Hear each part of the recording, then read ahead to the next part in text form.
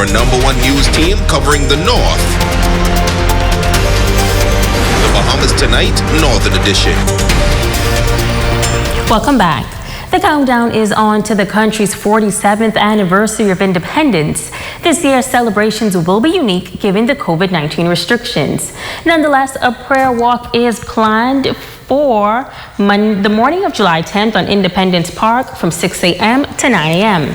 Residents are invited to join in the prayer session and to wear the national colors. Minister of State for Grand Bahama, Kwesi Thompson, and Senator Jasmine Darius say it will be a time of reflection and prayer.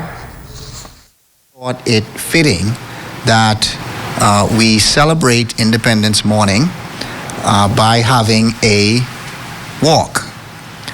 But we didn't want to just walk, but we wanted to walk with a purpose.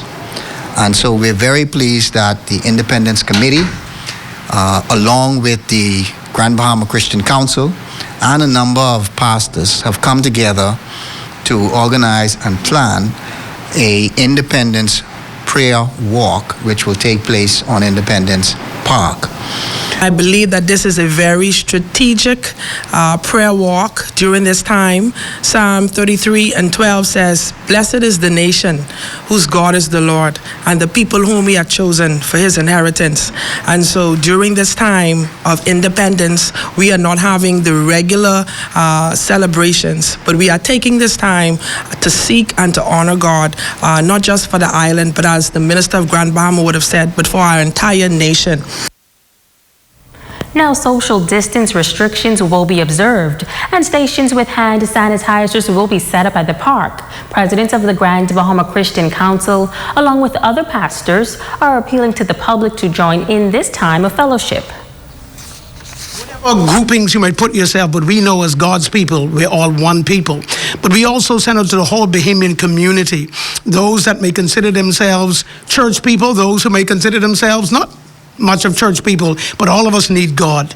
And when we recognize our need of God and recognize that our ultimate blessings and key to success and prosperity comes from him, I want to encourage all Bahamians, let's come together on the Independence Park for a time of prayer, but also walk. We just want to invite everyone that actually, on the sound of my voice and watching this news report, to be there and just come and pray. As soon as you walk through the gate, start praying. You don't have to, there's not going to be much gathering, as we've been saying earlier, but just start praying. You start walking and you start praying, and once you see you get that going, we can see God move. As the country prepares to celebrate another year as an independent nation, this week we will focus on some of the things unique to this country. Tonight we will take a look at the straw craft industry and how far it has come over the years. In this report, Jamila Mizik talks with two women who are changing the game in the straw work industry and how they're hoping to make it a strawtacular 47th independence. Sisters Rogana Wilchcombe and Renetta Frith are the masterminds behind Strawtacular Designs by Rovi. The 2017 Cacique Award winners say over the years, they've attended a number of events showcasing their many straw work designs. Rogana says since they've started, they've not only seen progression in their craft, but also in the industry. As a child, you know that we had ladies who did straw bags and straw dolls, straw clutches. And after we started incorporating fabric, leather on the bags to just, take them to another level, make them more fashionable. We started using jeans material or any other material that we could get our hands on. We were using just to put a different twist to them. Renetta says over the years, they have expanded their business by exploring new ideas, especially using natural products. And now, since Hurricane Dorian, as well as the COVID-19 pandemic, one of their newest ventures is producing face masks for the Independence holiday. It's a turning point for us whereby we can make our mark in the craft industry, because right now, everything has more or less come to a standstill. The importing of goods, nothing is moving at the fast pace that it used to be.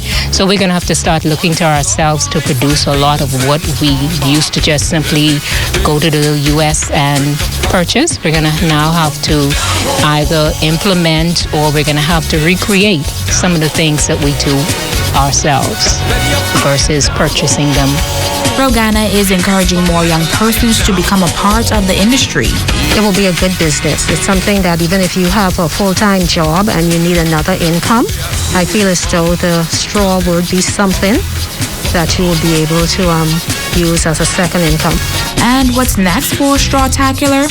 Well, Vernetta says mass production is in the works. As president and vice president of the West End Craft Association, we have been trying to get a straw market back in the West End area, but not just a straw market, but an actual factory, an industry whereby we can employ a lot of people.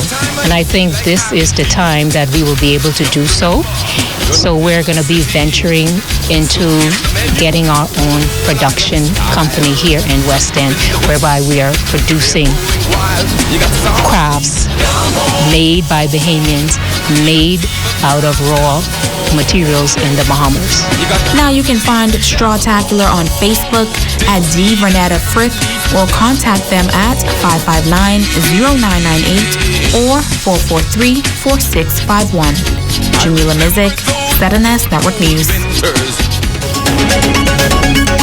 Stay with us. There's more right after this.